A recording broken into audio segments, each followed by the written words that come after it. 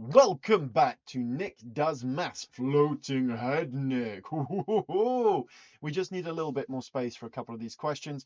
We are delving into the world of maths Olympiad style stuff. So it's funky maths all around.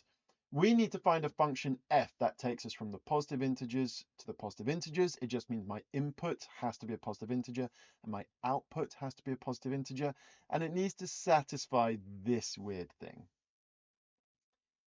Right, well, let's just try a few inputs. So positive integers. Well, let's just see what happens with f of 1. So how about we try x is 1 and just see what happens. All right, let's just try x is 1 and see what happens. All right, so x is 1. We end up with 2y f of 1 plus 1 is equal to f of 2 f of 2y. Now, you might be forgiven for thinking, what on earth is this? However,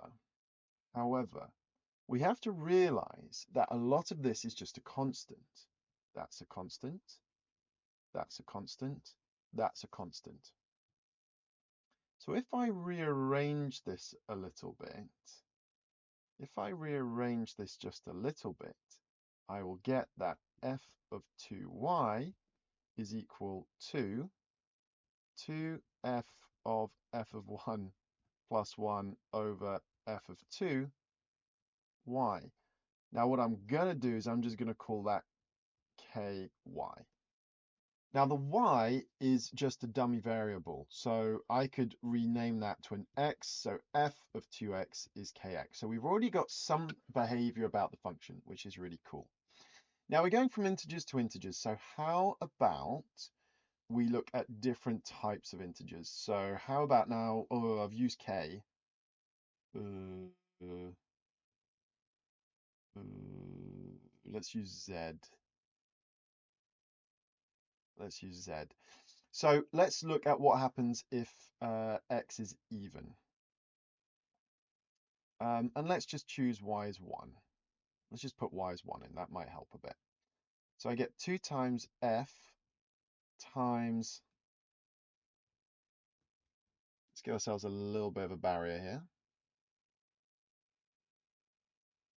Okay. Right, so we end up with f of x squared, which is 4z squared. Now we can do something with that, which is kind of exciting.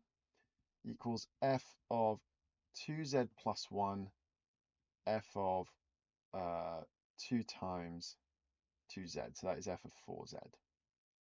Actually, I'm going to write that as 2 times 2z. And over here, that is 2f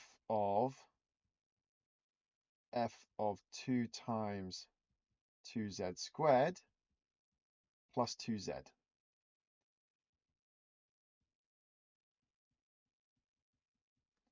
At this point, we might be panicking, but we don't need to. All right, now, why is that? Remember, f of 2 times something is k times that something. 2 times something, 2 times something. So this is 2f of k times 2z squared plus 2z. That is f of 2z plus 1, and that becomes k times 2z. And what we might try and do here is remember to get rid of those. Okay, but this is f of 2 times kz squared plus z.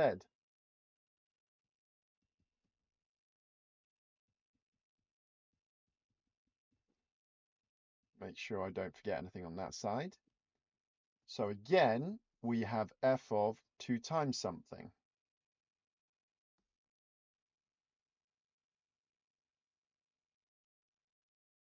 Okay, we have f of 2 times something. Actually, I'll use a different color for this one. So f of 2 times all of that needs to come out as k times all of that.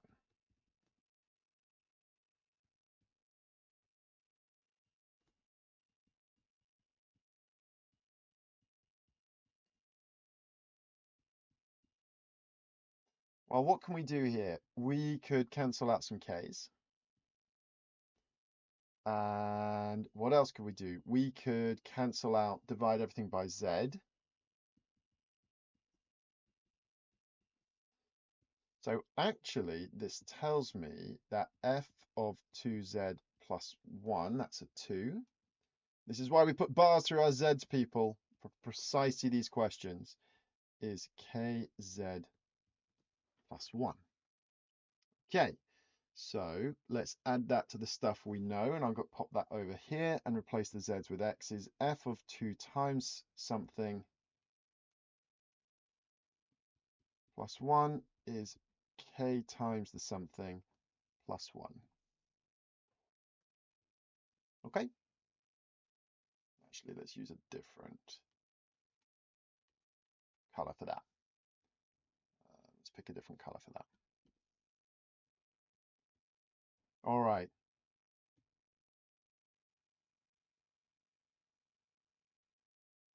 So let's see what happens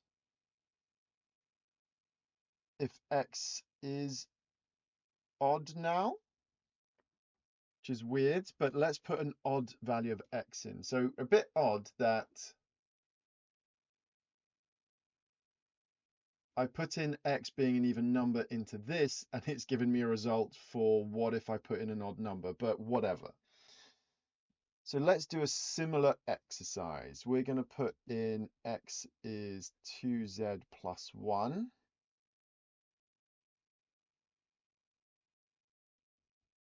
And see what happens. See what happens. I might break this down just a little bit at this point. F of x squared becomes f of 4z squared plus 4z plus 1, which is f of 2 times 2z squared plus 2z plus 1, which tells me that is k times 2z squared plus 2z plus 1.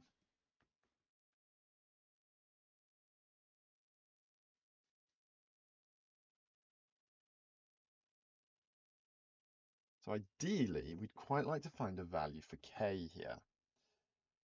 Right. So f of x squared plus x becomes f of k lots of 2z squared plus 2z plus 1, because that's what the f of x squared becomes, plus 2z plus 1, which is f of, now I think we can take out a factor of 2 here, that is 2 times kz squared plus k plus 1 z plus 1, 2 times that. And that is actually quite interesting because that is 2 times, and that does factorize into kz plus 1 z plus 1. So of course, it's now 2 times a whole bunch of something.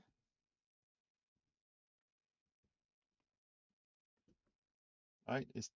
It's f of 2 times a whole bunch of something. So that tells me it's k times kz plus 1 z plus 1 using this identity over here. Okay, so that's the left-hand side sort of dealt with. F of x plus 1 becomes f of 2z plus 2, which is k lots of z plus 1, and f of 2xy, well, becomes f of 2 times 2z plus 1, which is k times 2z plus 1. So we're going to put that all together here. So the left-hand side here, I need a 2 in there as well. Let's not forget that 2. 2k, kz plus 1, z plus 1, has to equal to the right-hand side, which was f of x plus 1, which was k times z plus 1, k times 2z plus 1, not 2k plus 1. All right, that is a lot of algebra so far, right? There's a lot of algebra. There is a lot going on, but all right, let's just have a little look. See, these are the 3 parts that made it up. And let's see if I can figure anything out with this.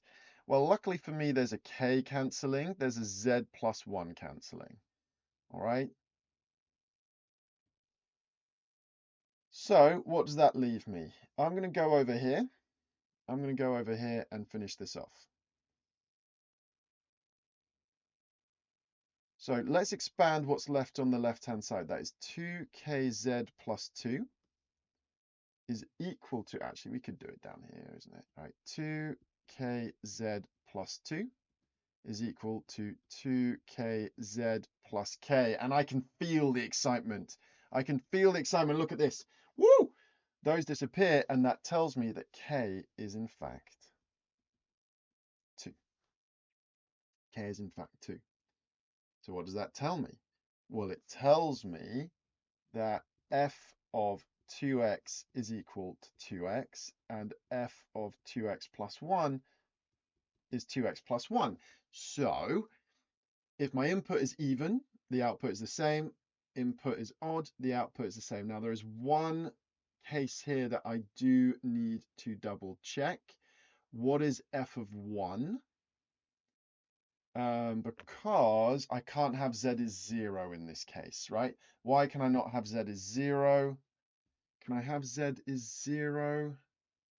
Would this still work for z is 0? Have I divided by z anywhere? Have I divided by z anywhere? I don't think I have, actually. Divided by z plus 1, so I can't have z is minus 1, but that's okay, because we want positive integers, so that's fine. So I think we might be settled here. It is worth checking, though, if we go have a look at what k is, right? K is here. But what this suggests for me is that f of x is just equal to x. And let's just do a little check. So we've said k is 2. So k is 2. That is 2f of f of 1 plus 1 over f of 2. Well, 2 is 2 times. Now, f of 1 plus 1, we've said is f of 1 plus 1. F of 2 is 2. Very easily, we can check that that leads to f of 1 equals 1. Nice little check for me here. Look at all of that. So we just broke this down into some very simple cases. We thought, well, what happens if I use x as 1 and see what happens to that functional equation? Pretty cool. And then, well, we want positive integers, so we went for the age-old trick of, well, let's look at x is even, x is odd, and see if anything pops out. All of this here, I just used y as 1, just to make my life a little bit easier to turn this into something that I could use.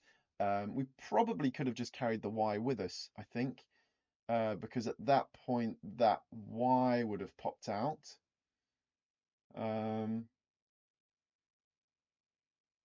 Yeah, we could probably have just used y all the way through, because that once we needed y equals 1 here almost certainly, but then once we're here, the y is irrelevant because we could just cancel it out once I used that property.